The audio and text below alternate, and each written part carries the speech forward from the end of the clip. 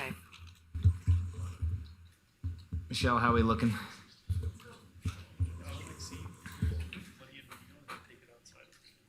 All right, everybody. Thank you for joining us for our regular Reno City Planning Commission meeting on Wednesday, August 16th. Item 1, we will kick it off with the Pledge of Allegiance. Commissioner Munoz, would you lead us, please? I pledge allegiance to the flag of the United States of America, to the republic for which it stands, one nation, under God, indivisible, with liberty and justice for all. All right, moving to item number 2, roll call. Carlos, are you leading the way? Yes, I am. Okay. Harris Armstrong, absent at this time. Manny Becerra. Arthur Munoz. Here. Carrie Romeyer, absent at this time. Alex Velto, absent at this time. Sylvia Villanueva. Here. You have a quorum. I'm sorry, JD Draculich. I am also here. Thank you. Sorry about that. Oh, good. And you have a quorum. Okay, great. Thank you. All right, moving on to item number 3, public comment. This item is for either public comment on any action item or for any general public comment. Carlos, do we have any requests to speak forms or voicemails or virtual? For the record, members of the public may call into the meeting to provide public comment by using the Zoom link provided on the agenda, specifically https://us06web.zoom.us/webinar/ky1CQG WJT7WMST2OY ZRDNA. It should be noted for those in the audience that comments are to be addressed to the Planning Commission as a whole. Comments heard under this item will be limited to 3 minutes per person and may pertain to matters both on and off the Planning Commission agenda.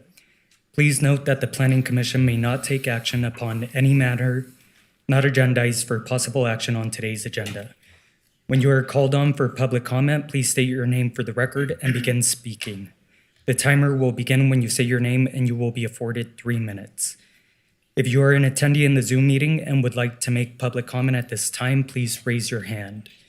Lastly, while in this room, please be respectful. Warnings will be issued by the presiding officer if there is disruptive behavior, and you will be asked to leave chambers if the behavior continues. We did not receive any requests to speak forms, voicemails, and we don't have anyone via Zoom that would like to speak at this moment. We did receive correspondence that was general in nature and not specific to any items on the agenda. These were forwarded to the Planning Commission and have been entered into the record. Thank you. Anybody in the chambers wish to speak on general public comment? Seeing none, we will close item number 3, public comment. Moving to item number 4, approval of minutes for possible action. Item 4.1, minutes from the Reno City Planning Commission regular meeting of July 20th, 2023. Mr. Chair, I need to abstain. Okay. Also, you were not here, were you, Commissioner Becerra? Correct. So Michelle or Angela, help me out here since it's probably just me and Commissioner Villanueva. Let's just continue those to Yeah, the let's next continue meeting. both. Okay. We'll continue item 4.1, approval of minutes to the next meeting. Item 4.2, Reno City Planning Commission regular meeting minutes of August 2nd. I need to abstain as well. I was also present or absent. Awesome. We will also move item 4.2 to the next meeting for approval. Thank you. So closing item number 4, moving on to item number 5, we have appreciation and recognition of Peter Gower and Mark Johnson for their years of service of the Reno City Planning Commission. These gentlemen are both in the room right now. We have something to present to them. If you guys want to come up and speak, you're welcome. Anything we should do? Speech.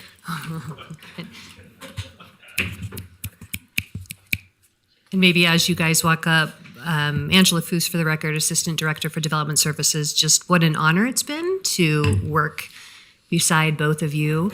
Your really knowledge of both planning and zoning and architecture and design has been instrumental, I think, in the Planning Commission, and also just educating our other planning commissioners. I think through your two leaderships, our other planning commissioners have understood a lot more about what planning commissioners do and their role. And so we've appreciated having your knowledge and your skill set, and you will be missed. And I got to gush at you guys the last meeting, and I all that still stands. And thank you again, honestly, for all the mentorship and guidance, and I mean, overall service for us. And watching you help mold this city was something I cherish. So thank you. I concur with all of that. I really do appreciate coming into something that I've never been a part of before, and watching the way you two work and learning from you was huge. And I don't think I would have the understanding that I do without watching you two be here before me. So I really do appreciate it, and thank you for everything that you did for the city. Thanks, Arthur. Thank you.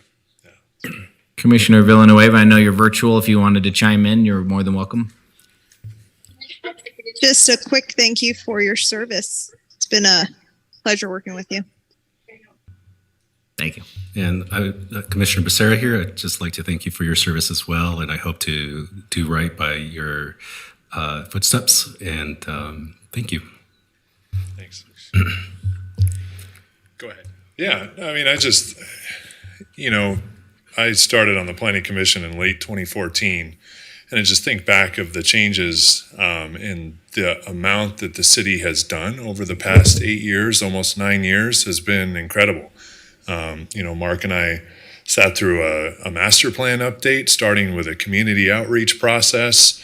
We were involved with that all the way through the adoption of the master plan, the joint meetings with the city council. We had joint meetings with the county commission. We were involved in the zoning code update process, and in some of the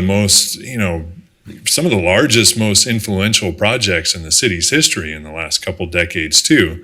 Daybreak and Ranchera, Stonegate. So I mean, just really fortunate to have had a seat, at the table or at the dais during that time.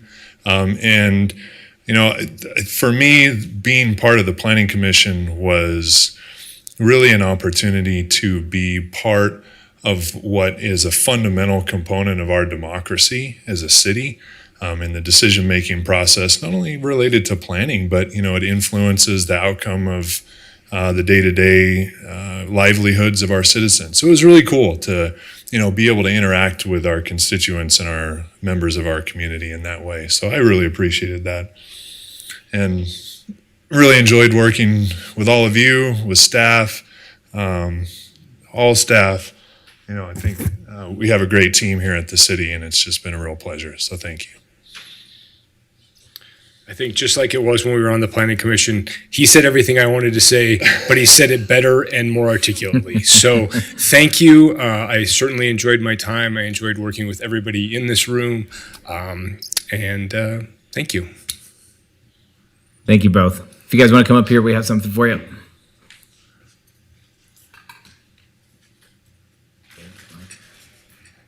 Thank you, gentlemen.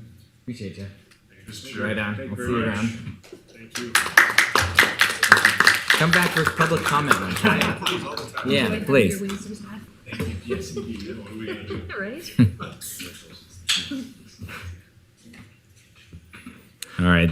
Thank you, gentlemen.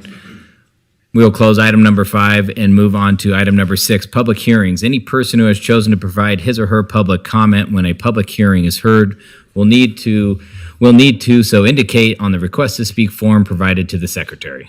Alternatively, you may provide your comment when item 3, public comment, is heard at the beginning of this meeting. We will start off with item 6.1, which is staff report for possible action, case number LDC 23-00067, Sierra Mobile Storage. And will we be getting a presentation from the applicant? The applicant will be presenting remotely, so Okay. make sure he's connected.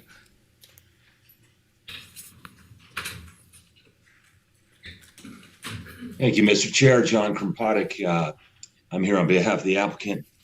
And, there's always that little delay when the secretary brings us in. So that's that.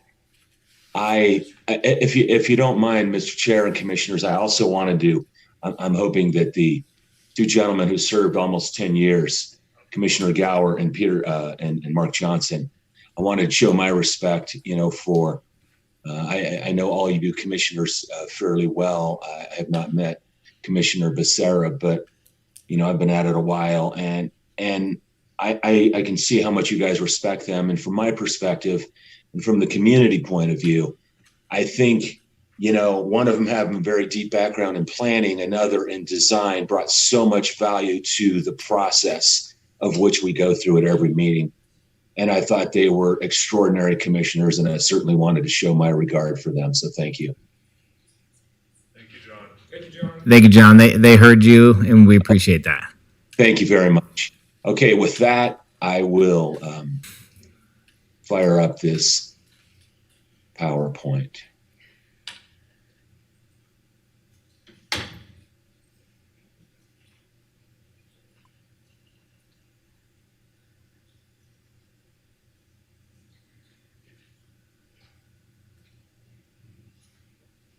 Can you see everything okay now?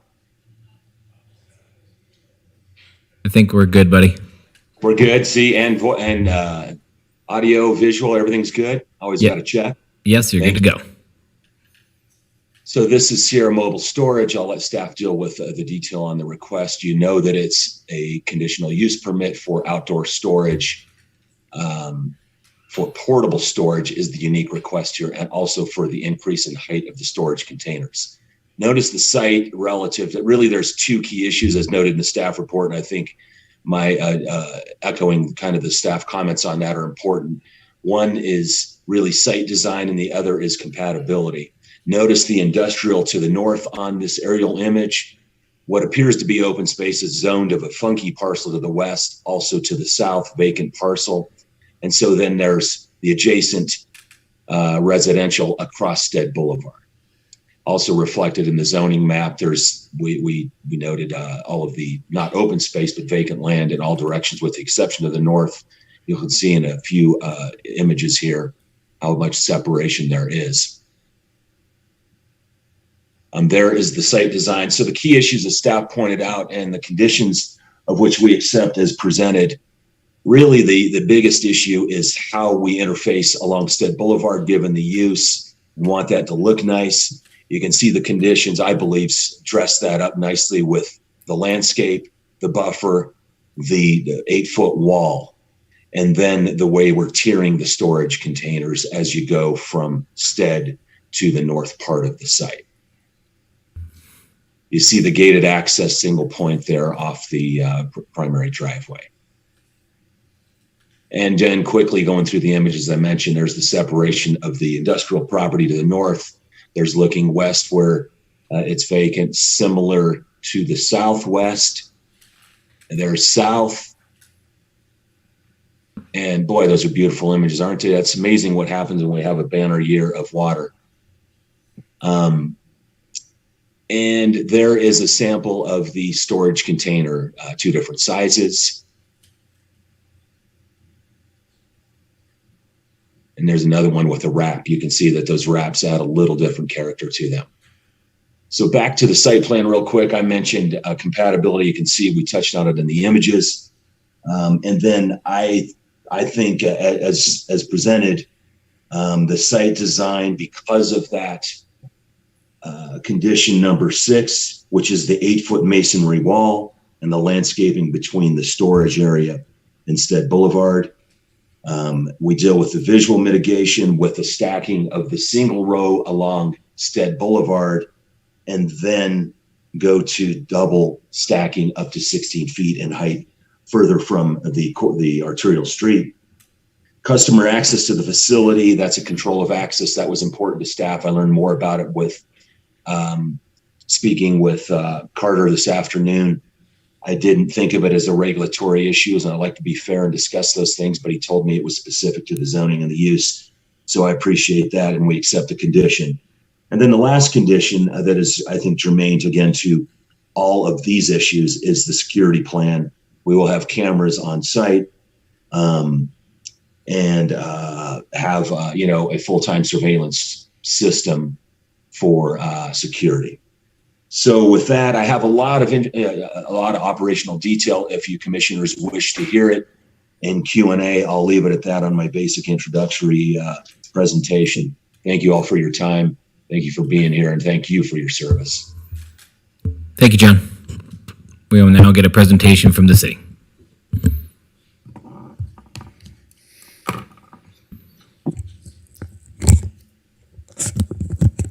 All right. Good evening, commissioners. Carter Williams, assistant planner for the record. We'll wait for my presentation to come up and we'll begin.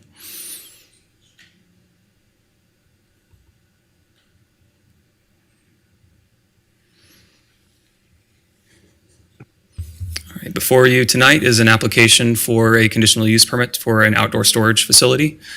The project, the 2.07 acre site is west of Stead Boulevard across from Ural Street. And the specific operation and use is for storage of portable storage containers. The property is located within the mixed-use suburban zone, which requires a conditional use permit for this type of use, and is located within the industrial master plan land use designation. Generally, the project is in conformance with the I master plan designation and upholds policies related to the establishment of employment centers, the development of vacant land for infill, and maintaining the overall mix of uses on the site. The zoning currently mixed-use suburban is not in conformance with the underlying master plan, the industrial master plan. So in the future, we will likely see this go to more industrial zone, where outdoor storage uses are actually allowed by right with fewer restrictions. So this process allows us to apply conditions that will support better compatibility to the residentially zoned property to the east and the mixed-use property to the south.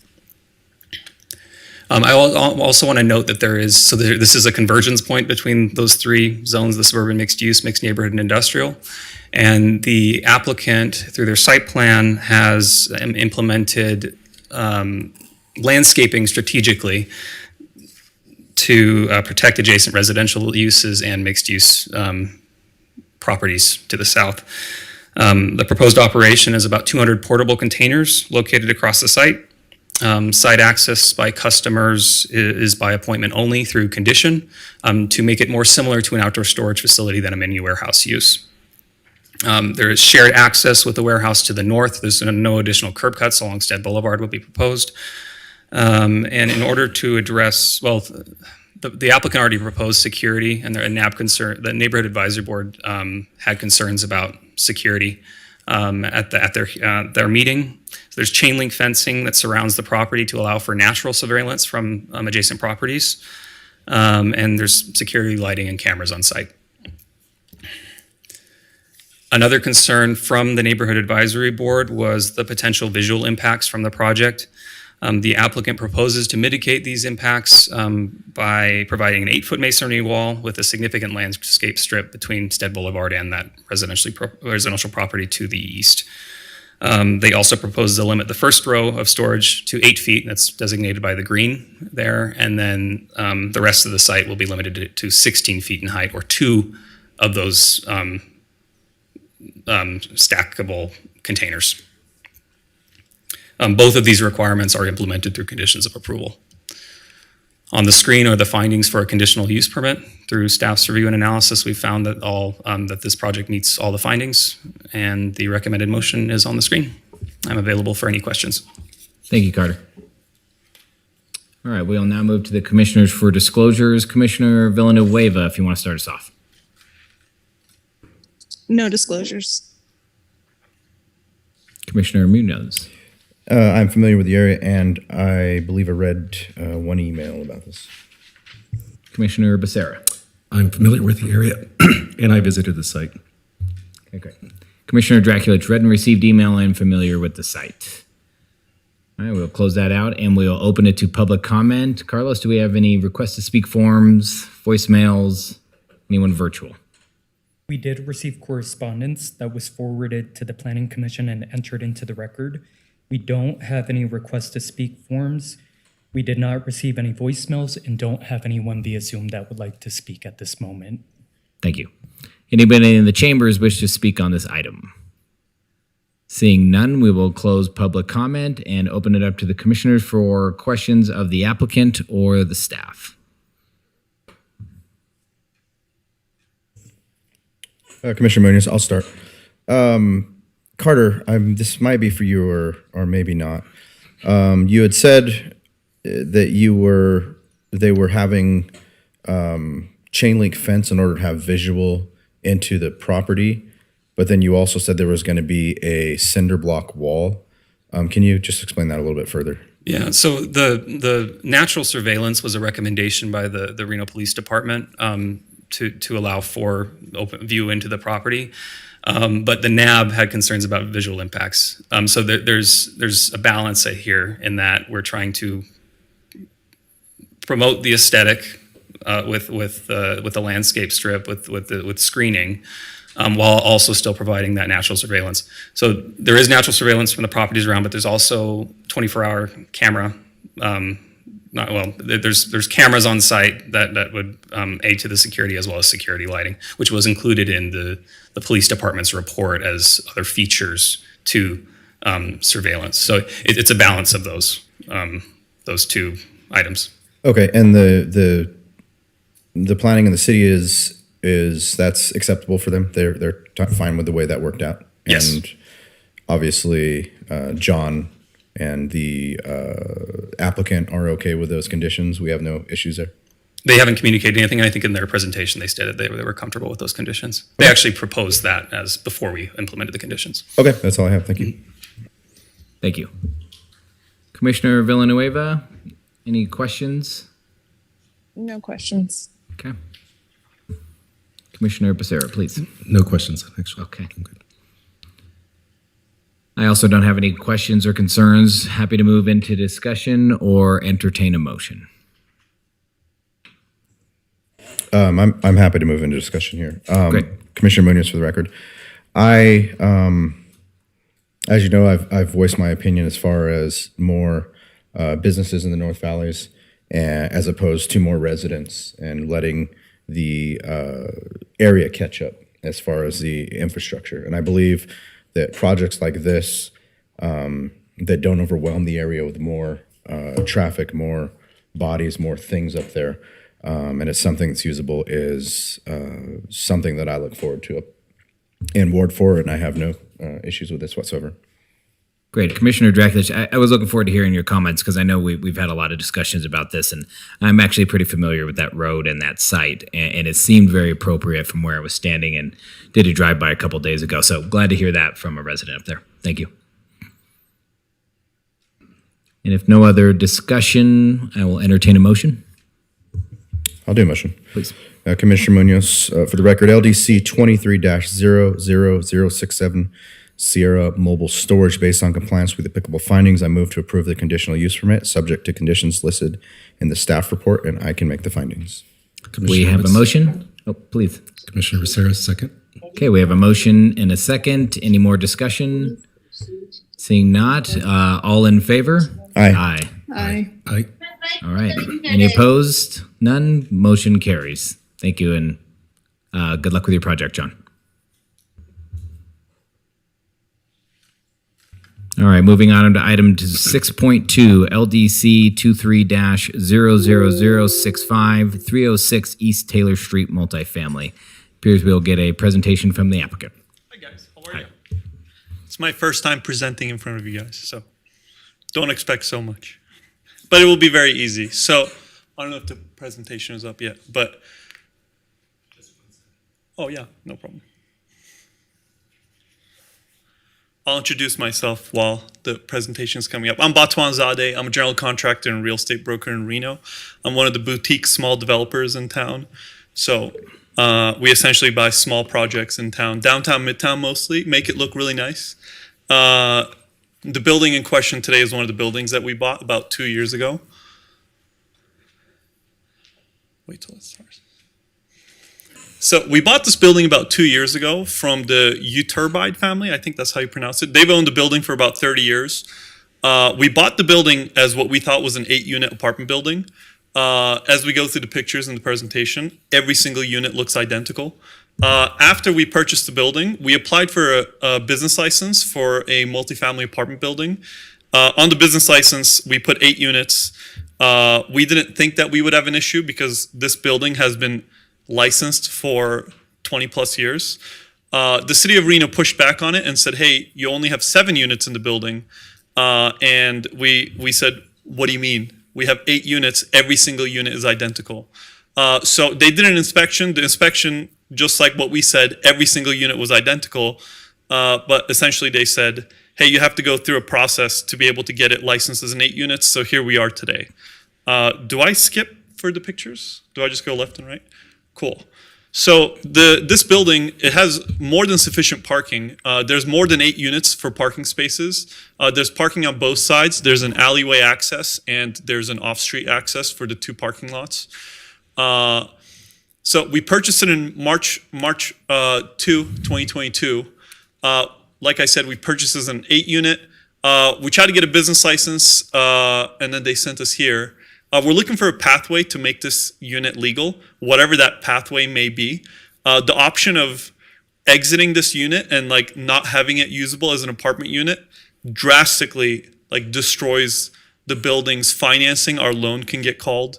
We bought the building for over 200 grand a door, or right around 200 grand a door. So it's over a $200,000 loss for the project, and it would materially affect us as a company and our performance in the city. So on the north side, this is the parking lot that comes in from East Taylor. The building's in fantastic conditions. It is a wood story with a brick facade. It has a tiled roof. This is the inside of the unit, and every single unit is the same exact layout, but mirrored to each other. So that's how we didn't notice. We thought it was totally kosher. This wasn't like an ADU or an add-on to a building or something illegal. What we found out was, I guess, over 20 years ago, it was a laundry room, and somebody along those lines in the Uturbide family updated it to a unit. And I don't know if they filed for permits, just because it was so long ago. There was nothing on record if there was any permits or not. Everything that was on file was almost illegible, just how old it was. It looked like some architect just drew on pencils. So we couldn't tell what it was. What's blocking us is the zoning. It's basically allowing for like 7 point something of units, and we're at 8 units. So we're just here applying for a variance to allow for that 8th unit to exist legally and for us to not evict that tenant and vacate that unit. This area needs housing as much as possible. We're not going from like a 10 unit to a 100 unit variance. We're going from 7 to 8 unit variance. This variance doesn't hurt anyone. There's nobody that gets hurt by this variance. If anything, it helps the neighborhood just a little bit better. And if anything, in maybe 2 years or 5 years or 6 years, the zoning in this neighborhood will improve and it's going to be legal anyways. But to take that unit away now drastically changes the pathway for this project. Yep, right in the center of Midtown, right between South Wells and Holcomb. This is kind of like the tenderloin of Midtown. This is like the residential neighborhood, not much commercial. And then that's me. So thanks. That was my spiel. I don't need the full 15 minutes. Thank you. Should I say? We will now get a presentation from the city.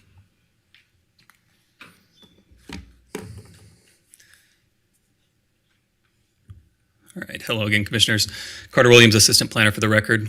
The presentation before you is staff's analysis and recommendation, unfortunately for denial, of this application. It's a variance for an additional unit for an existing 7-unit apartment complex. Excuse me. The 0.16 acre project site is located southeast of East Taylor Street and Wheeler Avenue, located in the Wells Avenue neighborhood.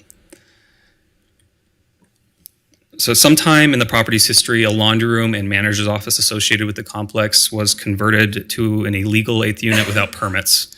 The application here seeks to increase the allowed number of residential units to legally establish that 8th unit. The current owner recently acquired the property, as he stated, and submitted a business license. And at that time, city staff and the applicant was alerted to the existence and the status of the 8th unit. So to give some building and zoning history for the property, between 1960 and 1990, the zoning for the property was R3, which allowed for 7 units.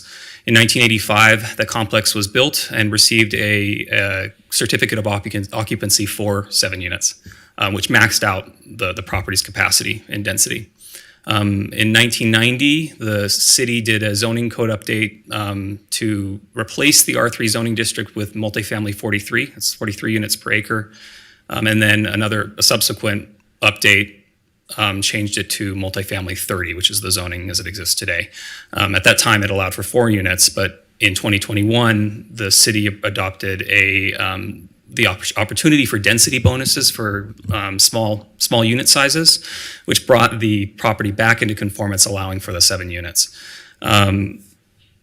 So as I said, there is no permit history for this additional 8th unit.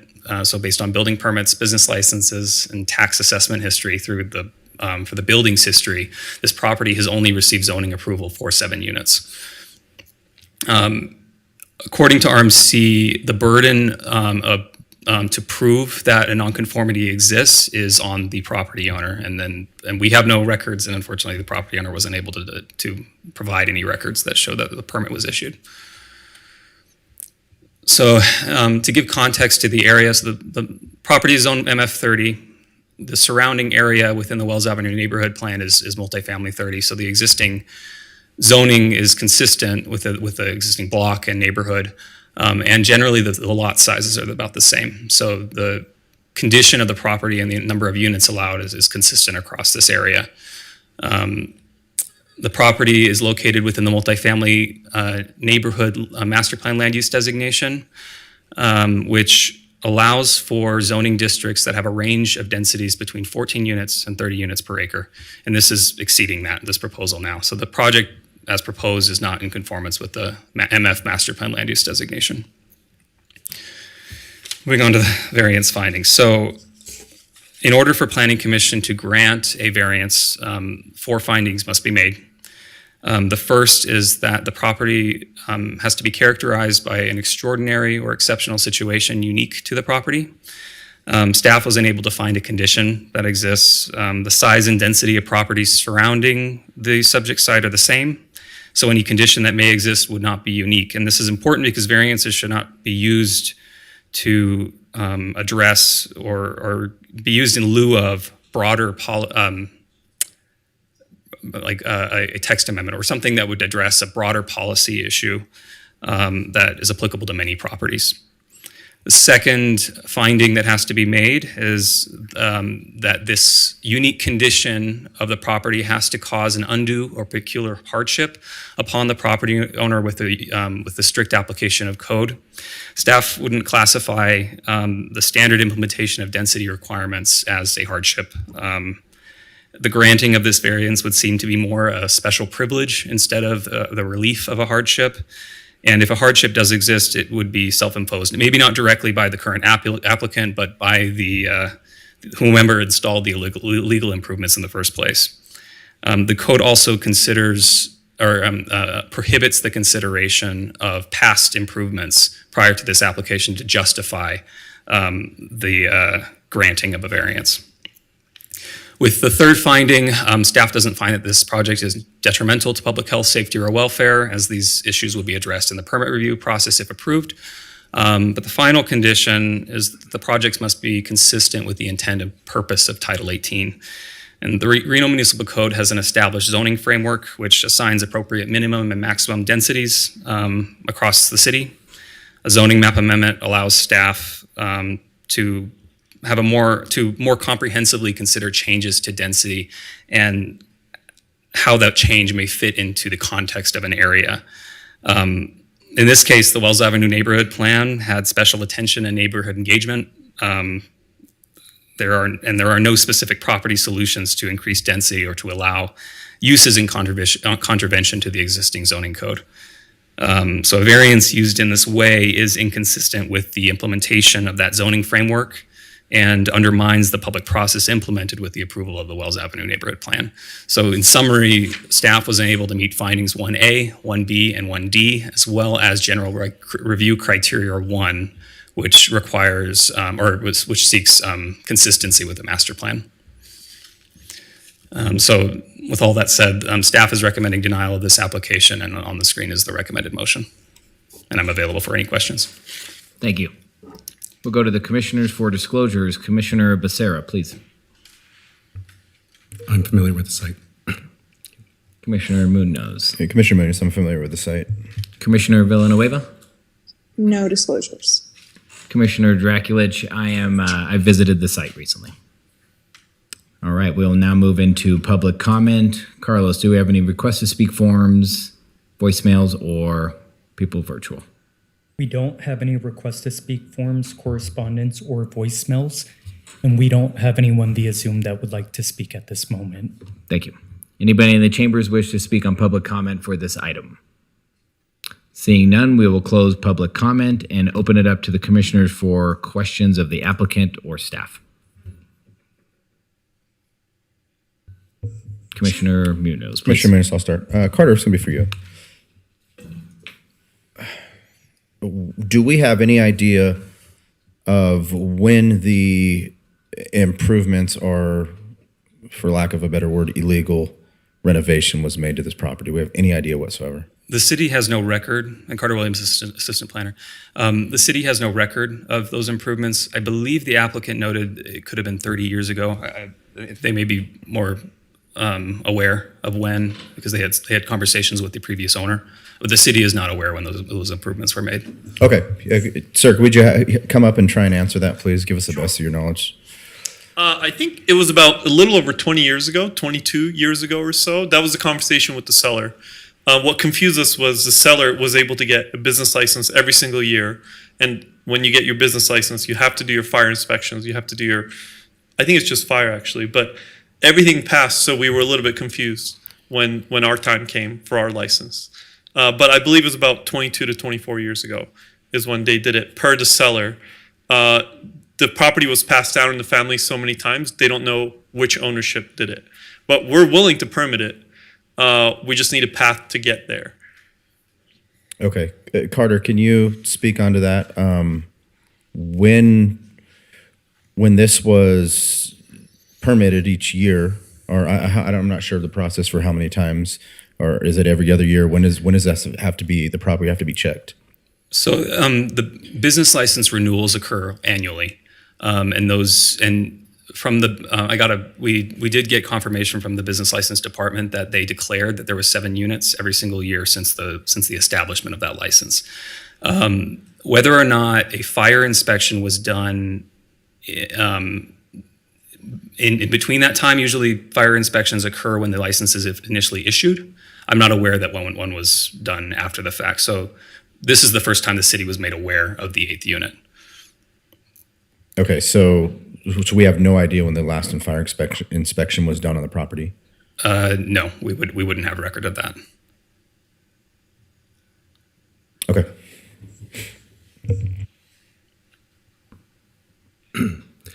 Commissioner Becerra, please. Yeah, Commissioner Becerra. Carter, you might be able to help. Point of clarification, I guess. One on the matter that Commissioner Munoz was just speaking to, and was it permitted as 7 prior to this? Is that how it was filed? It is currently permitted as 7, and yes, there's no record in business license or building permit history that it was anything other than that. Okay, thank you. And then going back to your presentation, you had a timeline around 1990 to 2001. It was reclassified for 4 units, give or take? 1990 to 2001, it was 6 units. Or 6 units. But then it did go down to 4 units in 2002. So there was some change in history. But the point of that was more to show that it exceeded 7 units. So. Oh, okay. And during that change or that adjustment, was it just grandfathered in to be above the allotted amount? So it was 6 or 4, but they were 7, so they were grandfathered in? Correct. Under the current code, when a permit is approved and has a certificate of occupancy, It has the right to continue as long as there's not a lapse of over a year in time in an operation. So they were entitled to continue 7 units through that period where it became non-conforming. Okay, thank you. Commissioner Villanueva, do you want to chime in? Yeah, I have a question for Carter. Carter, with regard to the variance, it says the property's needs to be characterized by an extraordinary or exceptional situation or condition. Can you, and I understand here it says exceptional narrowness, shallowness, or shape. Can you give me examples of, what that would look like? Can you give me anything you've seen in the past, or just make up an example so I have an idea of what I'm looking for? Yeah, a common example that we use is, so exceptional shallowness, that there's something like one's built into the code, but one related to like a natural feature is an example that we use. So like a rock outcropping that's placed on a property that's specific to a property where it only affects this one property, that causes issues where the strict application, setbacks, building coverage, some element of the property that would make it difficult, if not impossible, to develop. That would be a reasonable condition that's exceptional and extraordinary per the language of the code. And you're talking about land, not structure. Correct. Yeah. Previous non-conforming building improvements cannot be used to justify a variance. Okay. And I'm looking at these other things.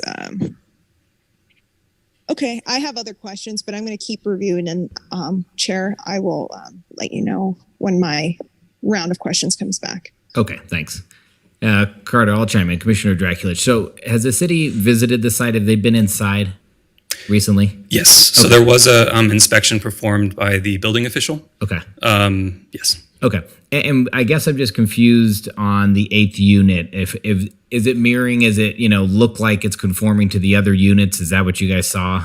There was some inconsistency. I think that the report that came back from the building official, they said that it was clearly different, but the applicant says that it's exactly the same. So I don't know the full what is different from the building official's perspective, but he did note that there were differences that made it look like it was developed at a different time. Okay. And for point of clarification too, so when I read the staff report, based on my experience as a realtor, I've been in dozens of multifamilies like these, and usually when you come up to one, you see what looks like an attachment or an addition of some kind, and you're like, okay, that's clearly not a permitted, unit there. And I didn't see that when I visited, and even seeing the pictures again, it sure looks like a building that, looks like 8 units that are up to code. So I'm kind of still just processing that, because we're looking at a building that, if built whenever it was permitted, then it would look just like this is today. It's not like it was altered in any shape or fashion that's, detrimental. But so I just wanted to ask you that question. I'll keep letting the commissioners ask more if they would like. Thank you. Chair, I have a question, if that's okay. Sure. This is also for Carter. Carter, with regard to the findings, when making our findings, does the commission, do we have a requirement to take into consideration financing limitations or financing expenses, or, whether or not a party properly subjected themselves to what's the word? Their, whether they did their research and, as a result of a failure to, do their due diligence, may be subject to certain financial obligations that they otherwise didn't realize. Are any of those considered when we're making this determination?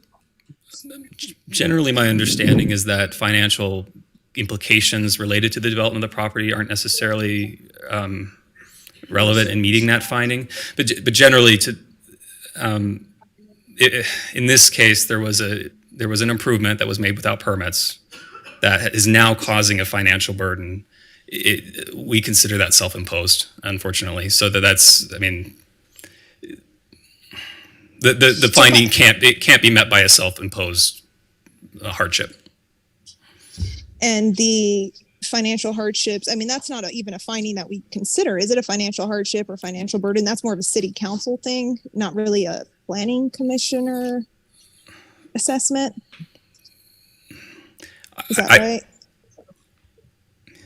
Can you point me to a finding that says we need to take that into consideration when making a determination? Because that seems to be the argument by the applicant, is that, this is going to result in a financial hardship, but there was really no other hardships, that. As the finding is written now, we would not consider a financial hardship appropriate to meet the finding. Okay. All right. Thank you, Chair. Angela, it looks like you wanted to comment. Angela Foos, Assistant Director. I was just going to provide maybe a little more background. So I will say, in these older infill areas, we see this a lot, where 20 years ago, 30 years ago, an apartment project was maybe converted. Maybe it was a manager's unit, maybe it was a laundry unit, and it was converted. And unless we have documentation through any of our building permits or any kind of history of our City of Reno files, we don't know that it was ever legally converted. So the challenge is, do we just let anyone come in because they say, oh, I bought it this way, so it must be okay? Then everybody would do these things illegally and just say, whoops, I didn't know, right? So that there's a reason why these rules are in place, that we have to know it was legally converted. If there was any documentation to show that they went through a building permit, regardless of what the zoning had allowed, let's say 20 years ago or 30 years ago, if at some point the city approved a building permit to convert it, then we'd be able to say, okay, it was legally converted. But in this case, because we can't find any documentation that it was legally converted, it may look like it was converted legally, but we don't know. So again, our challenge is, if they came in today and they were able to meet the zoning density, we'd say, great, show us that, hire the right building folks to make sure it meets all of today's codes, our fire codes, our electrical codes, our plumbing codes. But because it doesn't meet the zoning density, the density that's allowed in the zoning district, our hands are tied. The code doesn't allow us just to allow density where the zoning doesn't allow it, unless there was proof from some time in the past where we had approved it legally through the building permit process. And the struggle, again, from a master plan perspective, I will add, is that as the master plan encourages infill, and this property does meet all the other requirements in terms of, the setbacks aren't changing. It meets the parking requirements. So I think from that perspective, there's also a case to be made of, if we're trying to encourage infill and it meets all the other zoning code requirements, what's to prevent us from allowing this type of use? But from strictly a zoning code perspective, our challenge is that it doesn't meet zoning. And so unless we can find proof that it was ever legally established to be a residential unit, from a staff review, we can't recommend approval. So I have another question. Carter, have we approved any variances in the area for an additional unit or additional 5 units anywhere in the Wells area or anywhere in that land use multifamily 30 area that where this project's being proposed? We haven't approved any density increases through variances in the city of Reno ever, from my understanding. Really? Yes. Okay. So this has not been used in this way before. Okay. And I have a question for the applicant. I'm ready. Have you worked with the city to try and see what other solutions are available? I know you're seeking a variance, but what conversations have you had with the city about? So we started off make this happen. We started off as an MCUP application, and we're essentially trying every single route. So we're not like picking one route; we're trying every single route, because to get this unit not allowed is a huge pain point for us. So whatever route is available, we're taking it. We're doing the MCUP route, which we're trying this first. If there's a denial today, we are going to go in front of the council, but we can't go in front of the city council without this first. So that would be the next step, but we're going to try every single route that we can. And I think the fact that you guys have the power to do a variance, I think it's best used in cases like this. I respect the framework that you guys created for this variance, but these are, I think, the cases that it should be used for. And the fact that it hasn't been allowed yet or hasn't passed in the neighborhood yet. I think this is a perfect first time scenario to add more housing units that we desperately need. I mean, the more inventory we have, the less the price. So I don't see who would be hurt by this. And it is a case by case. So if somebody tried to use it in the future, as long as they're not abusing it and that there's enough evidence that it seems correct, then it should also be approved for them. But if there isn't, then they shouldn't. So I don't think it sets a precedence for other people to come in and abuse it. It's a case by case, and that's what the variance approval should be. I don't know if I is that the question. Can I go You're real good. quick? Commissioner Munoz, go ahead. Since you're up there, can I ask you a question? Is Yep. that apartment currently occupied? Correct. So Yep. all eight of the Correct. places Yep. are occupied as we speak. Do we know how long that unit has been occupied? I believe that that tenant has been there since we bought it, and we extended it. So we extended it about right before the city asked us. So I think it has about 5-6 months left on it on their lease. But they don't want to leave. They want to stay there for as long as they can. And pardon me, Yep. do we know it's that unit specifically, or could this be one of the other units on the property? Do we know it's that unit that wasn't licensed? Correct. Yep. We do know it's that unit Yep. for sure. It's definitely that one because on the old architectural pencil drawings, it says that there was a laundry room there. Okay. And we're willing to permit it and go through the same exact process that we do with all of our other permits, where city inspectors come, check the building, check the plumbing, check the electrical. So we're willing to take that route. We're not trying to get away with anything. We're just trying for that unit to exist legally. Okay, Carter, on that note, in order to, and I understand that it's a 7-unit area because of the size, in order to satisfy the city, so this works out for everybody, what is the next step for them if this is denied here? So for this application, it would obviously be the appeal for city council. Generally, density increases are handled through zoning map amendments, and in this case, it would be a master plan amendment. But there's challenges even with that, just because of, if we look at the context of the area, that there's MF30 all surrounding it. Where do we go from MF30? There's no a higher density outside of a commercial zone. So it really takes a more comprehensive analysis of the area and potentially the Wells Avenue neighborhood plan. So staff did work to identify kind of a solution to move forward, but I don't think we have one, unfortunately, with the tools that we have. Okay, thank you. Commissioner Dracula, Carter, question for you. So if we did approve the variance, I'm sorry, go backwards. I lost that second. If we don't approve the variance, what would happen to that unit? Red tag it, tenant needs to leave, and what happens? Did you just trust that the owner doesn't put another person in, and how does that look? So currently there is no enforcement action on the property. There is a business license application in. So once that business license expires, because we're not able to approve the 8th unit, compliance would initiate steps to have the property vacated and then converted back. Converted back to just anything, or it could be. It just can't be anything a unit. but occupants. Originally, it was a laundry room and a manager's office, so it could be converted to that or another amenity, something. Okay, thank you. This is Commissioner Becerra. Carter, man of the hour. The applicant's looking for a path forward, right? I think you've mentioned that a few times, and it seems like we're in a hard spot here. And I kind of heard you allude to this, perhaps maybe a master plan amendment, but is that the ultimate path forward, or is there a path forward for them? Let me, if I can pull up the application or my presentation as well. I have a slide that I prepared to kind of go over what this process would look like. If I can remember how to do it. So,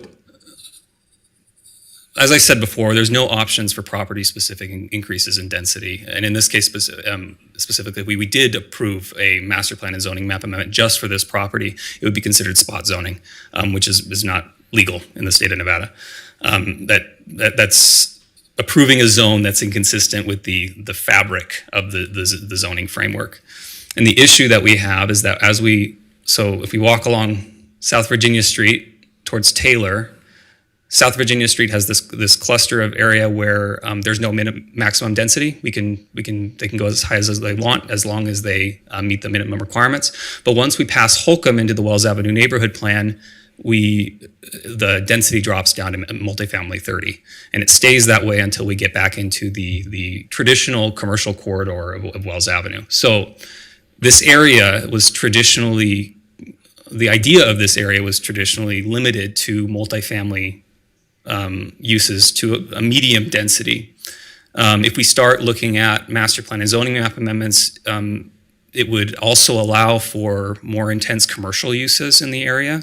And those commercial uses were also contemplated on a broader scale with the Wells Avenue neighborhood plan, which allowed some uses to exist and also limited the uses in this area. So really what I think would be the best option isn't something that can be initiated by the applicant. It's something that requires a broader look at the area and what we want to see for the area, for density, for land uses. And again, variances shouldn't be used for broader policy issues like that. Great, thanks, Carter. And timing-wise, what would that analysis look like timing-wise? What are we looking at? 3 months, 6 months, a couple of years? So if it were if the applicant did initiate it and we maybe extended this commercial corridor along Taylor Street to include this property, we'd have to have all the property owners on board, first of all, which could take time. Mm-hmm. From the city's processing perspective, a master plan amendment and zoning map amendment takes about 90 to 120 days because it requires planning commission recommendation, city council approval, and conformance at the regional planning level. So it is a significant process. Generally, that's still hard for staff to support. So it likely could be something even larger than that, something that opens up the code and the Wells Avenue neighborhood plan, which could take much longer based on city council priorities. Okay, thank you, Carter. Commissioner Villanueva, do you want to come back in? Sure, I guess I can just make some comments. So this is a hard one for obvious reasons. But I just, because we're a land use board, we're planning commission, our scope is pretty limited. It's really, we don't have the purview to consider financial hardship or whether or not an applicant did their due diligence when deciding to buy a property. However, this is kind of a unique circumstance where, it is just the addition of one unit. And it seems like it would potentially be a benefit. However, my concern is just the precedence. And if we allow this developer to come in and do it, that sets precedence for others to kind of come in and not do their due diligence or also not take the proper steps that need to be taken when developing in a city. And part of our job is to be thoughtful when looking at the development projects.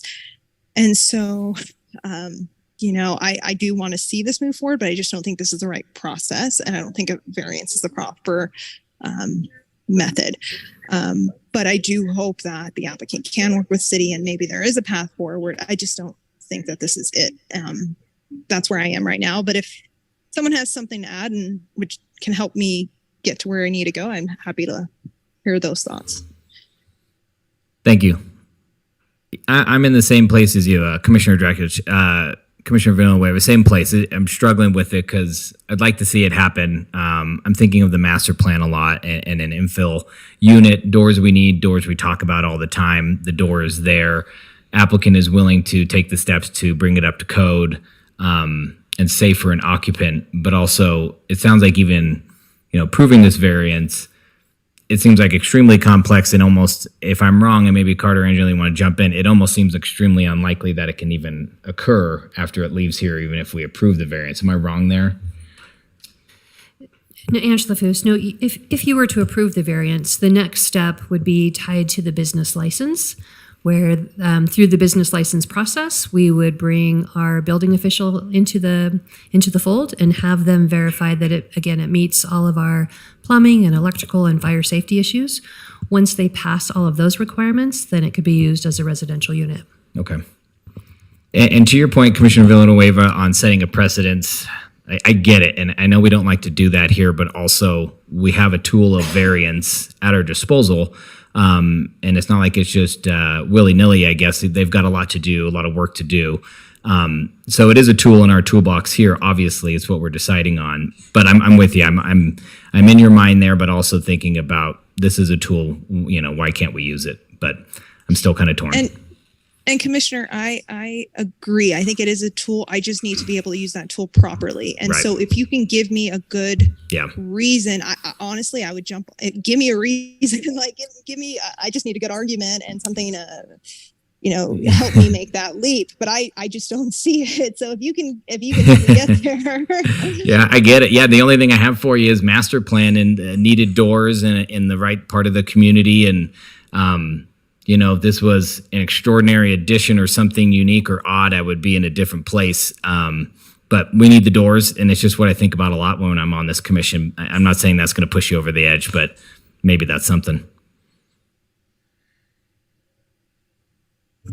Are we in discussion now? Yeah, we kind of just did that, so I apologize if we have any more. Sure. Yeah, so And I may jump back to the applicant and Carter, but man, this is a rough one because I think it was a perfect storm for the applicant, and it had been a business license for maybe the past 22 years. We don't even know when this was done. So this property had been operating as an 8-unit property for over 20 years now. It's something that we ask all the time. We need more doors. We need more doors. We need more places. We need more places. We need more places. Can we get more places? And this place, which even if we do approve this, which Angela, you did answer some of my questions, that it's not just here you go, here's a free get out of jail pass card. Here is, okay, now you need to go through these next steps to make sure with the plumbing and the electrical and the fire and all that. So it's not just giving them a free get out of jail card. There's still some stuff that has to be done to make this happen. And if this wasn't a property that was already in use, then maybe I'd be a little more hesitant to approve this. The fact that it is a part of the existing building. They did not add, a third story and put 6 more units in there. They did not add a shop or a shack to the back of the building and put a screen door and a sliding glass door to something else. They used the existing frame to put something in where there was obviously adequate room to have another apartment on this building. Kind of puts me at ease a little bit. And so as much as I understand where the city's coming from, and as much as I understand where the applicant's coming from, I'm leaning towards the applicant because, this is something that's going to help the city. It's not overpowering the area that somebody's already been there for the last 22 years. We're not overpowering and adding 25 more trips a day, and we're not adding 6 more doors, and we're not adding a bunch of people to the schools, and they're already there. They've already been there for 20 plus years. So as much as I understand where the city's coming from, it's pretty easy for me to go through and say, no, this I think this can be done the right way still. And I don't think we should be hindering the growth is what we've been asking for. And if we can make that happen, and this is a tool that we have, that we are allowed to use, that we are legally allowed to do this, I don't see a problem with us doing it. That's where I'm at. thank you. Commissioner Becerra, you want to slide into this discussion? Sure. I think I'm with everyone so far. It's a difficult one. I empathize with the applicant. A big part of me wants to support you and just say yay. I am just worried about that precedent that everyone else has mentioned. And I guess maybe this is a question for our legal arm here or our assistant director to maybe help clarify, since Carter did mention we've never done this before, right? We've never approved like in a variance. Like, how would we best respond with potential future applicants in this situation? Would it be a case by case, or does it open up the floodgates? I'm trying to better understand how we can support this or not. I think you guys, however you make your recommendation, tie it to the findings. And so I think go back and look at the findings and state if you can or cannot make the findings on this specific case and why. Okay, thank you.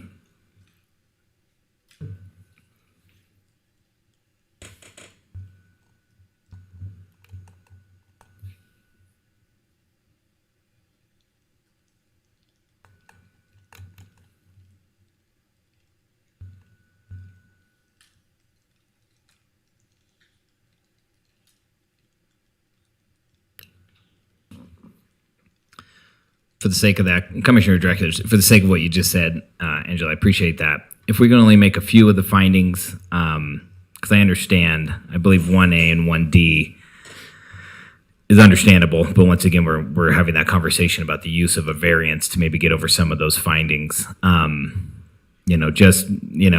be ready to make a motion, or, I'd be supportive of a motion to approve the variance with a few of these findings, but some of those I understand we won't be able to meet. So what does that look like? Just new to me.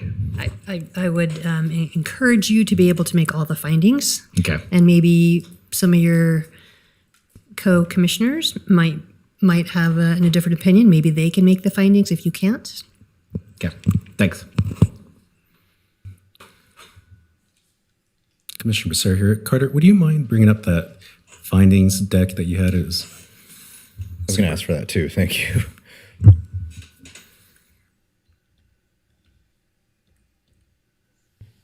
Thank you.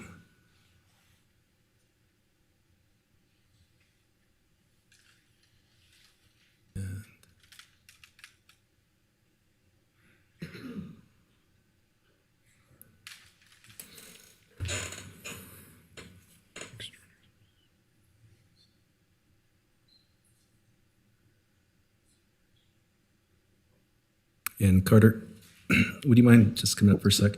I think you mentioned with Commissioner Villanueva, the first one, right? You talked about what would an extraordinary, exceptional situation be. What would undue or peculiar hardship look like, or any of the others that are a no? Yes, and I explain one thing. If Michelle, could you bring up the staff report with the actual findings, not just these, to give kind of Carl Hall says there's more language in there to kind of okay. that you guys can read through. So as far as undue or peculiar hardship, so going back to the example of a rock outcropping, where there's a large rock outcropping on this property. It encompasses a large portion of the property that maybe towards the rear that pushes a building forward to the point where it's either they can't have success in developing the property, or it's just not developable at all because of our setback requirements. The instance of not being able to build at all is an undue hardship because of the strict application of the code, or even something that in the end that makes a property undevelopable from like the size of the units, or something related to the land that is constricted so much that they're not able to develop no matter what the use is that we put on the property. If it's a property that can be developed as multifamily but can't be done as something else, that wouldn't be a hardship necessarily because there's other options. But if there's no options for development of the property and it's so constricted, that's an undue or peculiar hardship. Okay, thank you.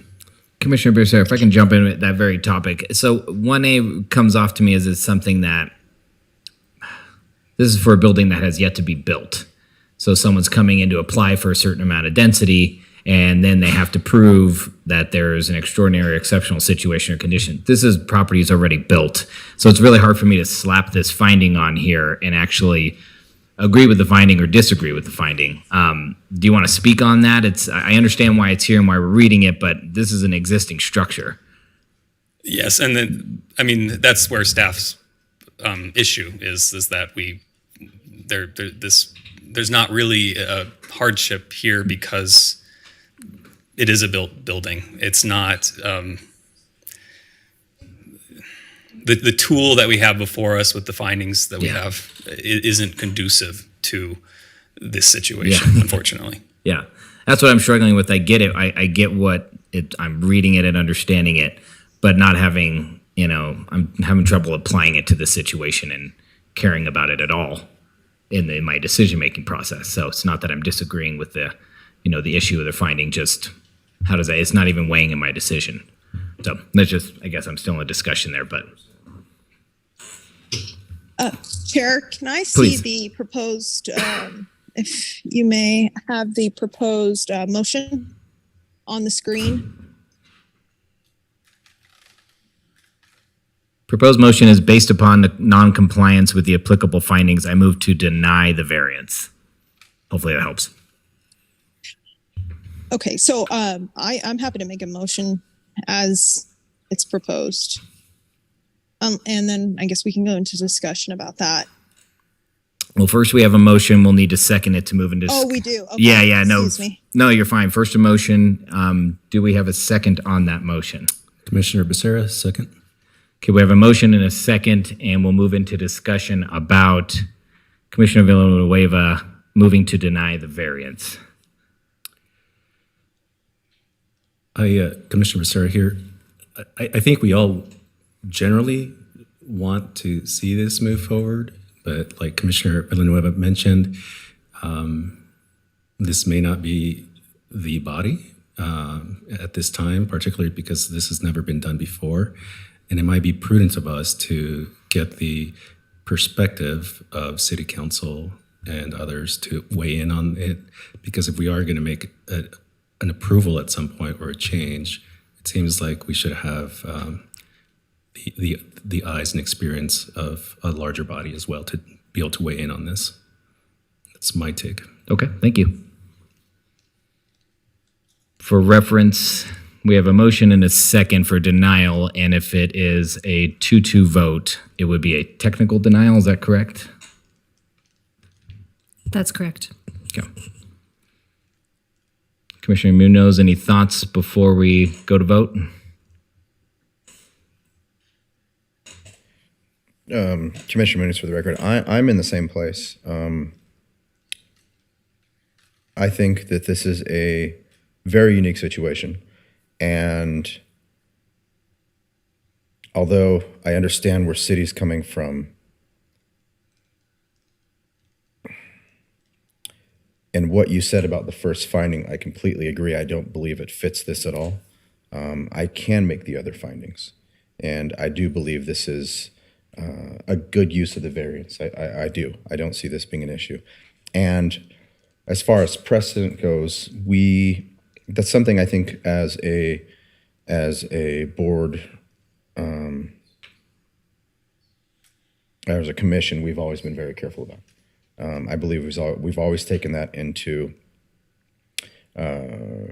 consideration before we make votes. I think we've been very careful about that.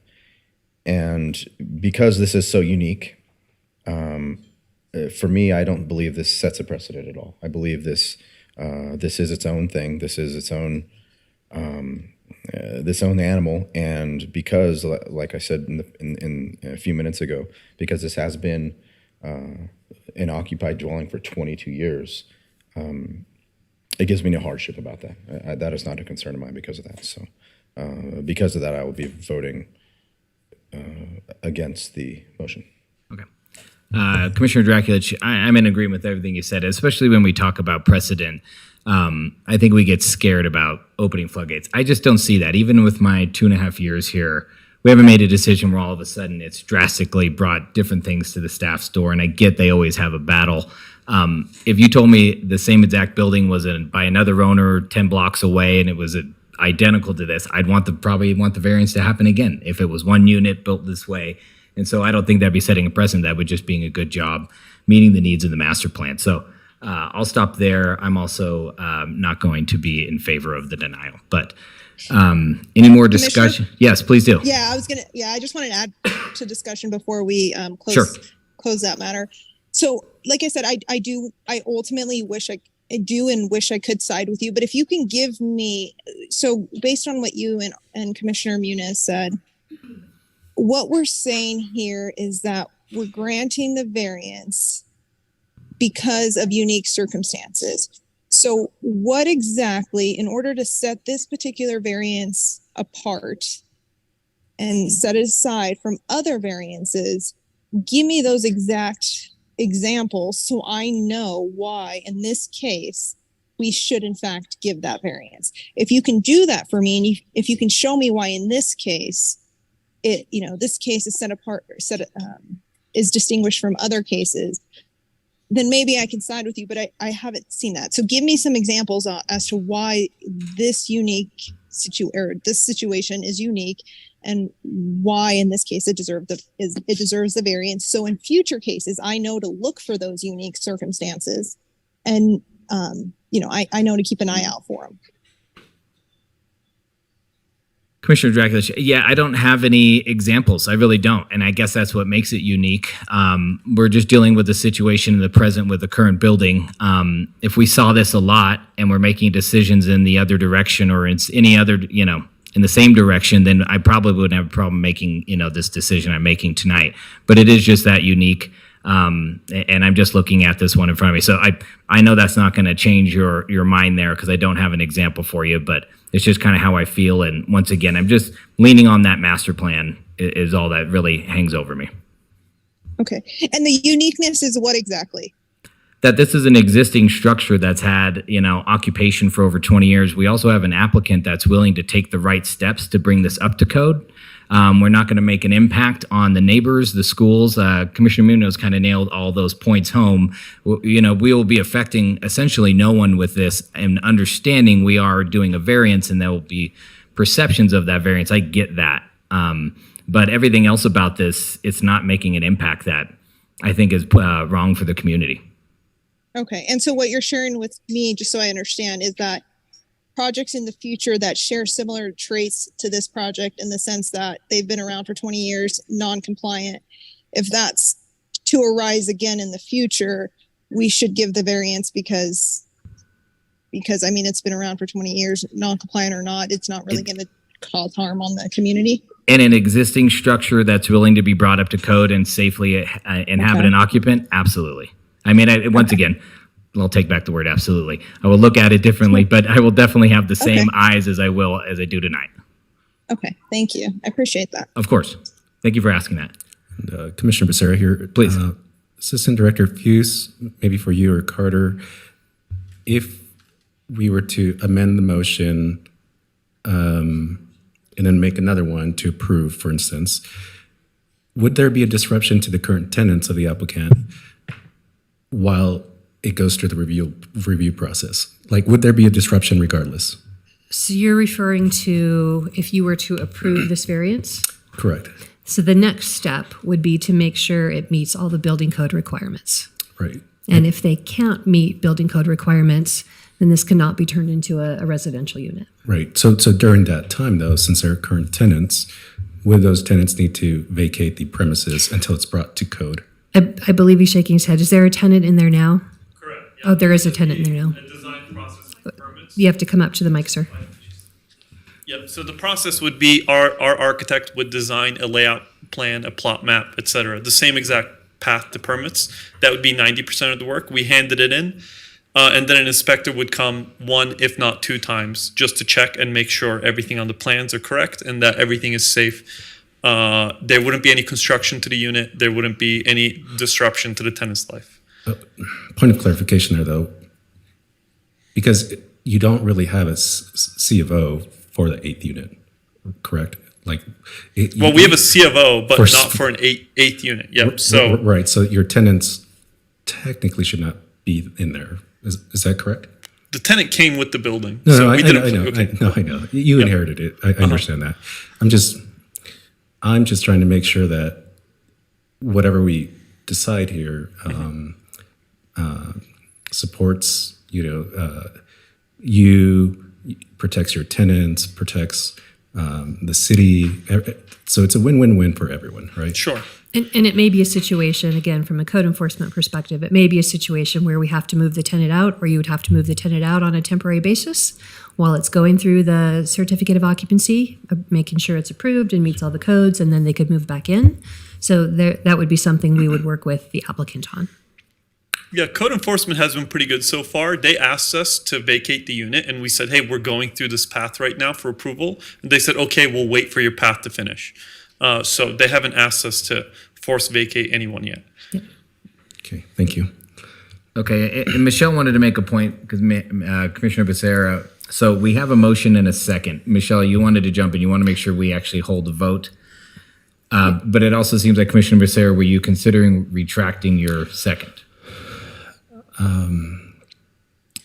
Similar to Commissioner Villanueva, if I had solid findings to fall back on for the future, where I can say if someone else came up and said they're in a similar situation and we can distinguish their situation from this one, right? So it doesn't open up the floodgates just willy-nilly.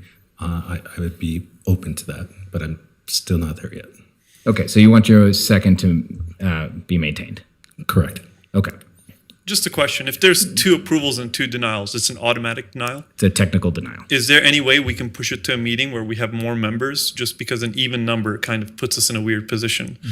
And just as a note, when Carter pulled up that map of Midtown, I don't know if you guys know Marmot Properties, I'm 33% owner.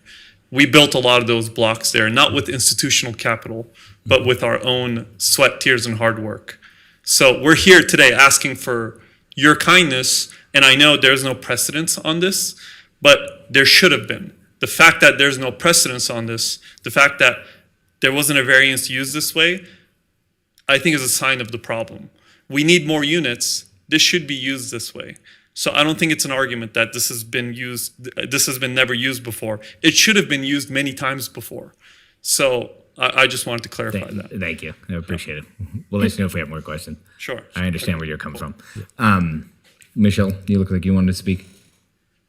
Well, if it ends in a technical denial, your options are to appeal to council, or you can request a continuation to another planning commission meeting as a date certain.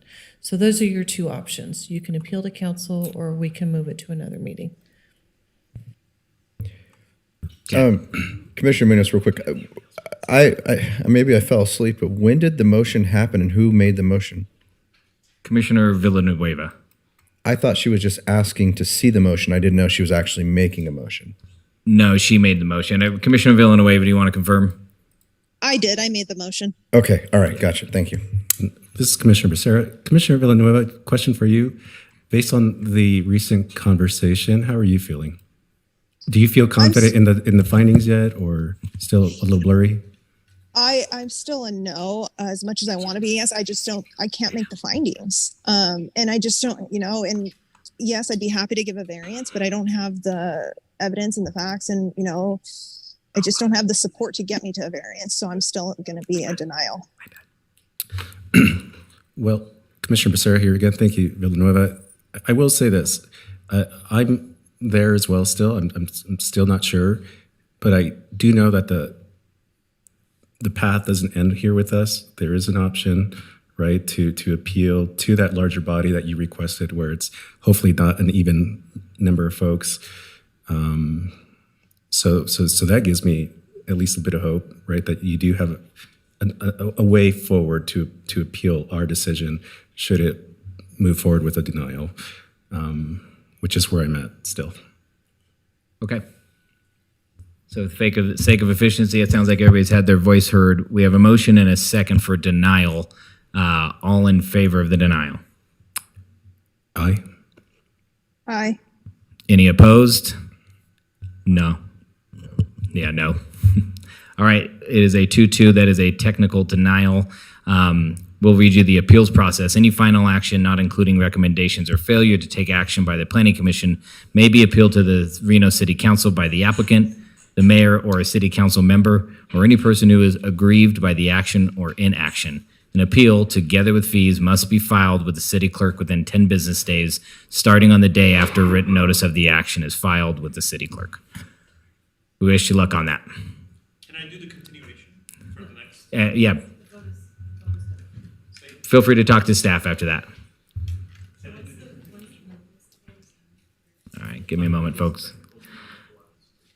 All right, we are closing item number 2 and moving on to item number 7, Planning Commission Training Series, American Planning Association APA video presentation and discussion on legal decision making. So before we get started, I do know that Commissioner Villanueva, I believe you have to jump off. Yes, and my flight is actually boarding, so I do have to jump off. Thank you. Thank you for your time. Appreciate it. All right, take care. Yeah. So as we are now down to 3 commissioners, we no longer have a quorum. I might suggest we just postpone the rest of the meeting. Totally fine with that. Do we need a motion to postpone the rest of the meeting? I think we just lost her, but Oh, yeah. Shoot. I think we need a motion to adjourn. yeah. Okay. If there's any discussion, we'll just have a motion to adjourn and move all these items to the next meeting. I move to adjourn. Yeah, that's you for the first one. I like it. We got a A second. All right, got a motion and a second to adjourn. All in favor? Aye. Aye. Aye.